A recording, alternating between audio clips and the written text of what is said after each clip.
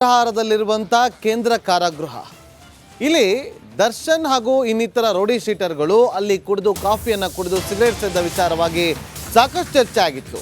ಅದಾದ ಬಳಿಕ ಅದನ್ನು 3 ವಿಭಾಗಗಳನ್ನಾಗಿ ಮಾಡೋದಕ್ಕೆ 5 ತಿಂಗಳ ಹಿಂದೆಯೇ ಆದೇಶ ಇತ್ತು. ಆದರೂ ಕೂಡ ಯಾಕೆ ವಿಭಾಗವನ್ನು ಮಾಡ್ತಾ ಇಲ್ಲ ಅಂತ ಹೇಳಿ ಈಗ ಪ್ರಶ್ನೆಗಳು ಉದ್ಭವ ಆಗ್ತಾ ಇದೆ. ಯಾಕಿಷ್ಟು ವಿಳಂಬ? ಜೈಲನ್ನ ಡಿವೈಡ್ ಮಾಡೋದಕ್ಕೆ 5 ತಿಂಗಳ ಹಿಂದೆಯೇ ಜೈಲು ವಿಭಜನೆಗೆ ಆದೇಶ ಇದೆ. ಆದರೂ ಕೂಡ ಮೀನಾಮೇಷ ಮಾಡ್ತಿರೋದು ಯಾಕೆ ಅಧಿಕಾರಿಗಳು? ಏನು ಕಾರಣ? Darshan tea party photo viral ಆದ ಬಳಿಕ ಈ ಆದೇಶ ಹೊರಬಿದ್ದಿತ್ತು. 3 ಭಾಗಗಳಾಗಿ ಮಾಡೋದಕ್ಕೆ ಆದೇಶ ಇತ್ತು. ಮತ್ತಷ್ಟು ಮಾಹಿತಿಯನ್ನು ಕೊಡೋದಕ್ಕೆ ನಮ್ಮ ಪ್ರತಿನಿಧಿ ಧ್ರುವರಾಜ್ ನೇರ ಸಂಪರ್ಕದಲ್ಲಿ ಜಾಯ್ನ್ ಆಗಿದ್ರೆ. ಧ್ರುವ, ಈಗ 3 ವಿಭಾಗಗಳನ್ನಾಗಿ ಮಾಡೋಕ್ಕೆ ಆದೇಶ 5 ತಿಂಗಳ ಹಿಂದೆನೇ ಇತ್ತು, ಆದರೂ ಯಾಕೆ ಮಾಡಿಲ್ಲ? ಏನು ಕಾರಣ?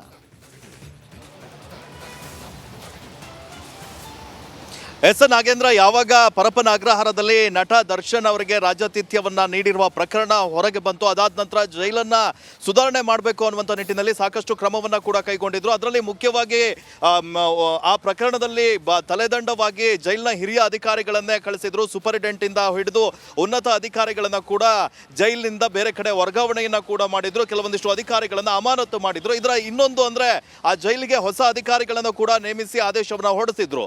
ಇದರ ನಡುವೆ ಗೃಹ ಇಲಾಖೆ ಜೈಲನ್ನ ಸುಧಾರಿಸಬೇಕು, ಕೈದಿಗಳನ್ನ ಕಂಟ್ರೋಲ್ ಮಾಡಬೇಕು ಎನ್ನುವಂತ ಕಾರಣಕ್ಕಾಗಿ ಪರಪ್ಪನ ಅಗ್ರಹಾರ ಜೈಲನ್ನ 3 ಡಿವೈಡ್ ಅನ್ನ ಮಾಡಬೇಕು ಎನ್ನುವಂತ ಒಂದು ಆದೇಶವನ್ನ 5 ತಿಂಗಳ ಹಿಂದೆಯೇ ಒಂದು ಘೋಷಣೆ ಅಂದ್ರೆ ಆದೇಶವನ್ನ ಮಾಡಿತ್ತು. ಆದ್ರೆ ಆ ಆದೇಶ ಆಗಿ 5 ತಿಂಗಳಾದ್ರೂ ಕೂಡ ಇನ್ನೂ ಕೂಡ 5,000 ಕೈದಿಗಳು ಒಂದೇ ಜೈಲಿನಲ್ಲಿದ್ದಾರೆ ಅಂತ ಹೇಳಿದ್ರೆ, ಈಗ ಕೋವಿಡ್ಗಿಂತ ಮೊದಲೇ ಜೈಲಿನಲ್ಲಿ ಮಹಿಳೆಯರಿಗೆ ಒಂದು ಪ್ರತ್ಯೇಕವಾದಂತಹ ಜೈಲನ್ನ ನಿರ್ಮಾಣ ಮಾಡಲಾಗಿತ್ತು. ಆದ್ರೆ ಆ ಜೈಲನ್ನ ಈಗ ಕ್ವಾರಂಟೈನ್ ಜೈಲ್ನಾಗಿ ಮಾಡಿದ್ದಾರೆ. ಮುಖ್ಯವಾಗಿ ಆ ಜೈಲಿನಲ್ಲಿ ಈಗ ಅಕ್ರಮಗಳು ಆಗ್ತಾ ಇದಾವೆ. ಈ ಅಕ್ರಮ ಕಂಟ್ರೋಲ್ ಮಾಡಬೇಕು ಅಂತ ಹೇಳಿ ಡಿವೈಡ್ ಮಾಡುವಂತ ಮುಂದಾಗಿದ್ದ ಅಧಿಕಾರಿಗಳು ಏನಾದರೂ ಡಿವೈಡ್ ಆದ್ರೆ ನಮಗೇನಾದರೂ ಬರುವಂತಹ ಆದಾಯದಲ್ಲಿ ಹೆಚ್ಚುವರಿ ಆದಾಯ ಏನಾದರೂ ಕಮ್ಮಿ ಆಗುತ್ತಾ ಎನ್ನುವಂಥ ಕಾರಣಕ್ಕಾಗಿ ಈ ನಿರ್ಧಾರಕ್ಕೆ ಕೈಗೊಂಡ್ರ ಎನ್ನುವಂತಹ ಒಂದು ಪ್ರಶ್ನೆ ಕೂಡ ಬರುತ್ತೆ.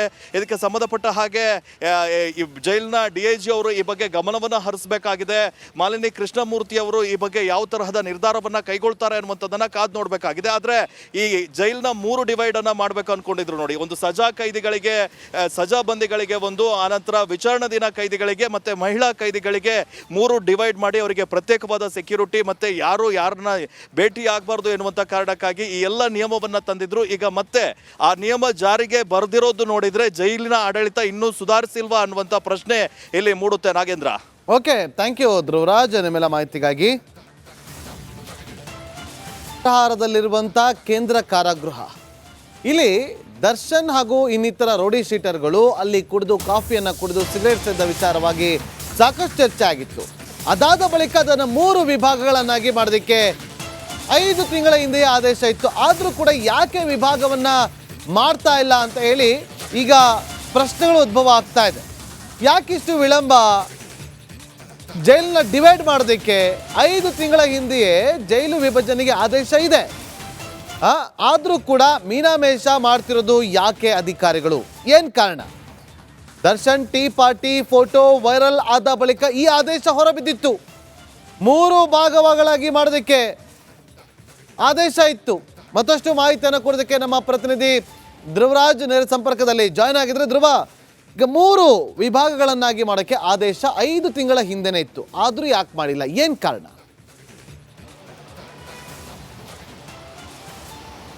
ಎಸ್ ನಾಗೇಂದ್ರ, ಯಾವಾಗ ಪರಪ್ಪನ ಅಗ್ರಹಾರದಲ್ಲಿ ನಟ ದರ್ಶನ್ ಅವರಿಗೆ ರಾಜ್ಯಾತಿಥ್ಯವನ್ನ ನೀಡಿರುವ ಪ್ರಕರಣ ಹೊರಗೆ ಬಂತು, ಅದಾದ ನಂತರ ಜೈಲನ್ನ ಸುಧಾರಣೆ ಮಾಡಬೇಕು ಅನ್ನುವಂಥ ನಿಟ್ಟಿನಲ್ಲಿ ಸಾಕಷ್ಟು ಕ್ರಮವನ್ನ ಕೂಡ ಕೈಗೊಂಡಿದ್ರು. ಅದರಲ್ಲಿ ಮುಖ್ಯವಾಗಿ ಆ ಪ್ರಕರಣದಲ್ಲಿ ತಲೆದಂಡವಾಗಿ ಜೈಲಿನ ಹಿರಿಯ ಅಧಿಕಾರಿಗಳನ್ನೇ ಕಳಿಸಿದ್ರು. ಸೂಪರಿಂಟೆಂಡೆಂಟ್ ಇಂದ ಹಿಡಿದು ಉನ್ನತ ಅಧಿಕಾರಿಗಳನ್ನ ಕೂಡ ಜೈಲಿನಿಂದ ಬೇರೆ ಕಡೆ ವರ್ಗಾವಣೆಯನ್ನ ಕೂಡ ಮಾಡಿದ್ರು. ಕೆಲವೊಂದಿಷ್ಟು ಅಧಿಕಾರಿಗಳನ್ನ ಅಮಾನತು ಮಾಡಿದ್ರು. ಇದರ ಇನ್ನೊಂದು ಅಂದ್ರೆ ಆ ಜೈಲಿಗೆ ಹೊಸ ಅಧಿಕಾರಿಗಳನ್ನು ಕೂಡ ನೇಮಿಸಿ ಆದೇಶವನ್ನ ಹೊರಡಿಸಿದ್ರು.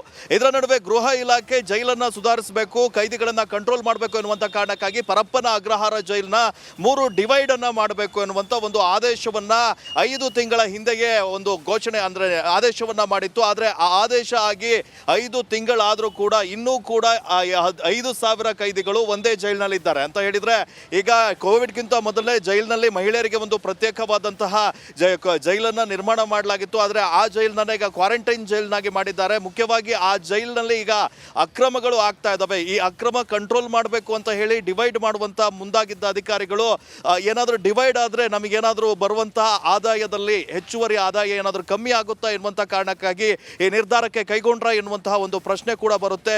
ಇದಕ್ಕೆ ಸಂಬಂಧಪಟ್ಟ ಹಾಗೆ ಈ ಜೈಲಿನ DIG ಅವರು ಈ ಬಗ್ಗೆ ಗಮನವನ್ನು ಹರಿಸಬೇಕಾಗಿದೆ. ಮಾಲಿನಿ ಕೃಷ್ಣಮೂರ್ತಿ ಅವರು ಈ ಬಗ್ಗೆ ಯಾವ ತರಹದ ನಿರ್ಧಾರವನ್ನ ಕೈಗೊಳ್ತಾರೆ ಅನ್ನುವಂಥದ್ದನ್ನ ಕಾದು ನೋಡಬೇಕಾಗಿದೆ. ಆದರೆ ಈ ಜೈಲಿನ 3 ಡಿವೈಡ್ ಅನ್ನ ಮಾಡಬೇಕು ಅನ್ಕೊಂಡಿದ್ರು ನೋಡಿ. ಒಂದು ಸಜಾ ಕೈದಿಗಳಿಗೆ, ಸಜಾ ಬಂದಿಗಳಿಗೆ ಒಂದು, ಆನಂತರ ವಿಚಾರಣಾ ದಿನ ಕೈದಿಗಳಿಗೆ ಮತ್ತೆ ಮಹಿಳಾ ಕೈದಿಗಳಿಗೆ 3 ಡಿವೈಡ್ ಮಾಡಿ ಅವರಿಗೆ ಪ್ರತ್ಯೇಕವಾದ ಸೆಕ್ಯೂರಿಟಿ ಮತ್ತೆ ಯಾರನ್ನ ಭೇಟಿ ಆಗಬಾರ್ದು ಎನ್ನುವಂಥ ಕಾರಣಕ್ಕಾಗಿ ಈ ಎಲ್ಲ ನಿಯಮವನ್ನ ತಂದಿದ್ರು. ಈಗ ಮತ್ತೆ ಆ ನಿಯಮ ಜಾರಿಗೆ ಬರೆದಿರೋದು ನೋಡಿದ್ರೆ ಜೈಲಿನ ಆಡಳಿತ ಇನ್ನೂ ಸುಧಾರಿಸಿಲ್ವಾ ಅನ್ನುವಂಥ ಪ್ರಶ್ನೆ ಇಲ್ಲಿ ಮೂಡುತ್ತೆ. Nagendra. Okay, thank you Dhruvaraj ನಿಮ್ಮೆಲ್ಲ ಮಾಹಿತಿಗಾಗಿ. ಅಗ್ರಹಾರದಲ್ಲಿರುವಂಥ ಕೇಂದ್ರ ಕಾರಾಗೃಹ, ಇಲ್ಲಿ ದರ್ಶನ್ ಹಾಗೂ ಇನ್ನಿತರ ರೌಡಿ ಶೀಟರ್ಗಳು ಅಲ್ಲಿ ಕಾಫಿಯನ್ನು ಕುಡಿದು ಸಿಗರೇಟ್ ಸೇದ ವಿಚಾರವಾಗಿ ಸಾಕಷ್ಟು ಚರ್ಚೆ ಆಗಿತ್ತು. ಅದಾದ ಬಳಿಕ ಅದನ್ನು 3 ವಿಭಾಗಗಳನ್ನಾಗಿ ಮಾಡೋದಕ್ಕೆ 5 ತಿಂಗಳ ಹಿಂದೆಯೇ ಆದೇಶ ಇತ್ತು. ಆದರೂ ಕೂಡ ಯಾಕೆ ವಿಭಾಗವನ್ನು ಮಾಡ್ತಾ ಇಲ್ಲ ಅಂತ ಹೇಳಿ ಈಗ ಪ್ರಶ್ನೆಗಳು ಉದ್ಭವ ಆಗ್ತಾ ಇದೆ. ಯಾಕಿಷ್ಟು ವಿಳಂಬ? ಜೈಲನ್ನ ಡಿವೈಡ್ ಮಾಡೋದಕ್ಕೆ 5 ತಿಂಗಳ ಹಿಂದೆಯೇ ಜೈಲು ವಿಭಜನೆಗೆ ಆದೇಶ ಇದೆ. ಆದರೂ ಕೂಡ ಮೀನಾಮೇಷ ಮಾಡ್ತಿರೋದು ಯಾಕೆ ಅಧಿಕಾರಿಗಳು? ಏನು ಕಾರಣ? Darshan tea party photo viral ಆದ ಬಳಿಕ ಈ ಆದೇಶ ಹೊರಬಿದ್ದಿತ್ತು. 3 ಭಾಗಗಳಾಗಿ ಮಾಡೋದಕ್ಕೆ ಆದೇಶ ಇತ್ತು. ಮತ್ತಷ್ಟು ಮಾಹಿತಿಯನ್ನು ಕೊಡೋದಕ್ಕೆ ನಮ್ಮ ಪ್ರತಿನಿಧಿ ಧ್ರುವರಾಜ್ ನೇರ ಸಂಪರ್ಕದಲ್ಲಿ ಜಾಯ್ನ್ ಆಗಿದ್ರೆ. ಧ್ರುವ, ಈಗ 3 ವಿಭಾಗಗಳನ್ನಾಗಿ ಮಾಡೋಕ್ಕೆ ಆದೇಶ 5 ತಿಂಗಳ ಹಿಂದೆನೇ ಇತ್ತು, ಆದರೂ ಯಾಕೆ ಮಾಡಿಲ್ಲ? ಏನು ಕಾರಣ?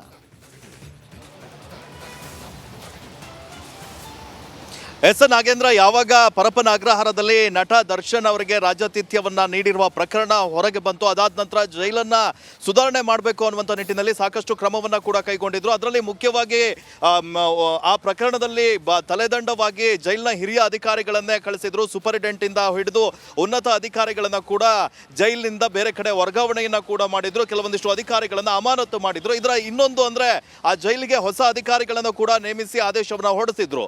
ಇದರ ನಡುವೆ ಗೃಹ ಇಲಾಖೆ ಜೈಲನ್ನ ಸುಧಾರಿಸಬೇಕು, ಕೈದಿಗಳನ್ನ ಕಂಟ್ರೋಲ್ ಮಾಡಬೇಕು ಎನ್ನುವಂತ ಕಾರಣಕ್ಕಾಗಿ ಪರಪ್ಪನ ಅಗ್ರಹಾರ ಜೈಲನ್ನ 3 ಡಿವೈಡ್ ಅನ್ನ ಮಾಡಬೇಕು ಎನ್ನುವಂತ ಒಂದು ಆದೇಶವನ್ನ 5 ತಿಂಗಳ ಹಿಂದೆಯೇ ಒಂದು ಘೋಷಣೆ ಅಂದ್ರೆ ಆದೇಶವನ್ನ ಮಾಡಿತ್ತು. ಆದ್ರೆ ಆ ಆದೇಶ ಆಗಿ 5 ತಿಂಗಳಾದ್ರೂ ಕೂಡ ಇನ್ನೂ ಕೂಡ 5,000 ಕೈದಿಗಳು ಒಂದೇ ಜೈಲಿನಲ್ಲಿದ್ದಾರೆ ಅಂತ ಹೇಳಿದ್ರೆ, ಈಗ ಕೋವಿಡ್ಗಿಂತ ಮೊದಲೇ ಜೈಲಿನಲ್ಲಿ ಮಹಿಳೆಯರಿಗೆ ಒಂದು ಪ್ರತ್ಯೇಕವಾದಂತಹ ಜೈಲನ್ನ ನಿರ್ಮಾಣ ಮಾಡಲಾಗಿತ್ತು. ಆದ್ರೆ ಆ ಜೈಲನ್ನ ಈಗ ಕ್ವಾರಂಟೈನ್ ಜೈಲ್ನಾಗಿ ಮಾಡಿದ್ದಾರೆ. ಮುಖ್ಯವಾಗಿ ಆ ಜೈಲಿನಲ್ಲಿ ಈಗ ಅಕ್ರಮಗಳು ಆಗ್ತಾ ಇದ್ದಾವೆ. ಈ ಅಕ್ರಮ ಕಂಟ್ರೋಲ್ ಮಾಡಬೇಕು ಅಂತ ಹೇಳಿ ಡಿವೈಡ್ ಮಾಡುವಂತ ಮುಂದಾಗಿದ್ದ ಅಧಿಕಾರಿಗಳು ಏನಾದರೂ ಡಿವೈಡ್ ಆದರೆ ನಮಗೇನಾದರೂ ಬರುವಂತಹ ಆದಾಯದಲ್ಲಿ ಹೆಚ್ಚುವರಿ ಆದಾಯ ಏನಾದರೂ ಕಮ್ಮಿ ಆಗುತ್ತಾ ಎನ್ನುವಂಥ ಕಾರಣಕ್ಕಾಗಿ ಈ ನಿರ್ಧಾರಕ್ಕೆ ಕೈಗೊಂಡ್ರ ಎನ್ನುವಂತಹ ಒಂದು ಪ್ರಶ್ನೆ ಕೂಡ ಬರುತ್ತೆ.